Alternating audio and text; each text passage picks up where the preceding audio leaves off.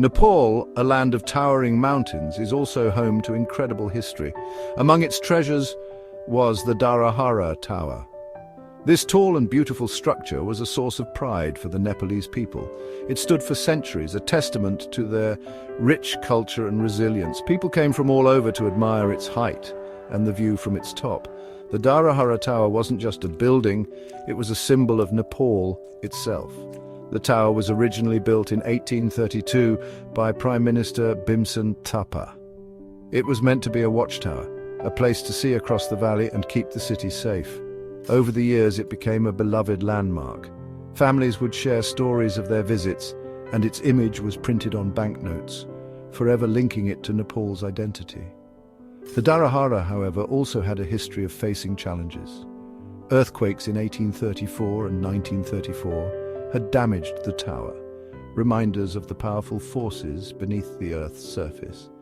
Each time the Nepalese people rebuilt, showing their determination to preserve this piece of their heritage.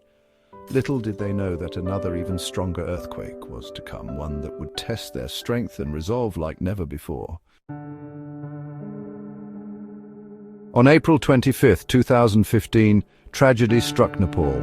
A powerful earthquake, registering a massive 7.8 on the Richter scale, shook the country to its core.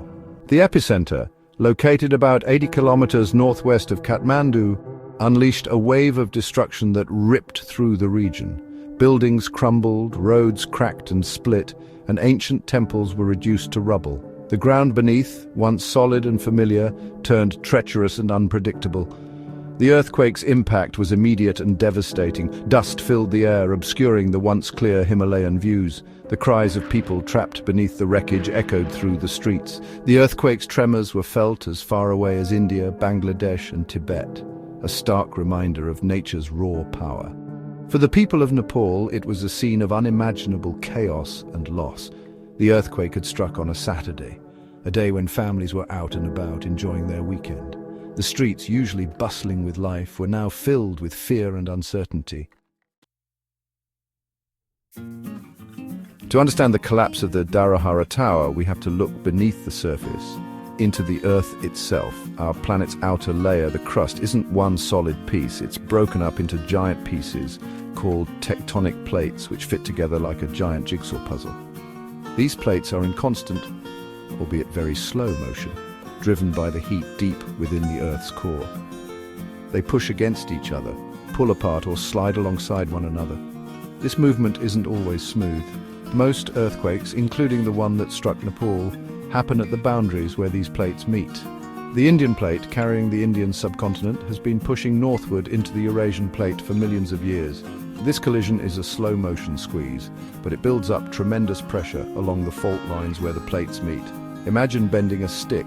It can take a lot of force, but eventually the stick will snap, releasing all that stored energy. That's what happens in an earthquake. The built-up pressure between the plates becomes too great, and the rocks along the fault suddenly break and slip. This releases a massive burst of energy in the form of seismic waves that radiate outward from the epicenter. These waves shake the ground, causing the devastation we associate with earthquakes. When the 7.8 magnitude earthquake struck Nepal, the seismic waves it unleashed traveled through the earth with immense force. These waves weren't all the same. They rippled and shook in different ways. Some waves moved the ground up and down, while others caused it to sway from side to side. The Dharara Tower, despite its imposing height, wasn't built to withstand this kind of shaking. The tower's height, which made it so iconic, also made it vulnerable. The taller a structure, the more it sways during an earthquake. The violent shaking, amplified by the Dharara's height, put unbearable stress on its structure. The tower was built from brick and mortar, materials that are strong under normal circumstances but brittle when subjected to extreme sideways motion. As the earthquake waves shook the ground beneath Kathmandu, the Dharara Tower swayed back and forth, each swing pushing it closer to its breaking point. The mortar, holding the bricks together, began to crumble, weakening the tower's core. Finally, unable to withstand the immense forces acting upon it, the once proud tower buckled and collapsed, sending clouds of dust billowing into the sky. The collapse of the Dharara wasn't just a physical loss, it was a symbolic blow to the heart of Nepal.